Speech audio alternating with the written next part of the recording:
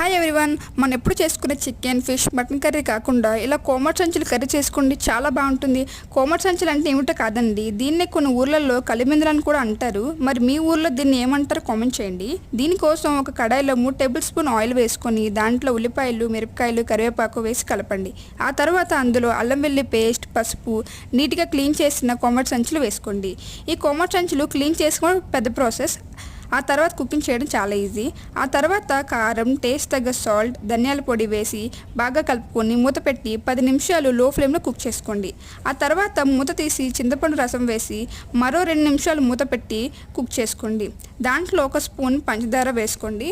పంచదార లేకపోతే బెల్లమైన వేసుకోవచ్చు. ఏది వేసుకున్నా టేస్ట్ అయితే చాలా బాగా వస్తుంది. చివరిగా కొత్తిమీర వేసుకొని సర్వ్ చేసుకోండి. ఇది రైస్, రోటీలోకి చాలా బాగుంటుంది. ఇలాంటి మరిన్ని వీడియోస్ కోసం నా ఛానల్ అయితే సబ్స్క్రైబ్ చేసుకోండి. Thank you for watching.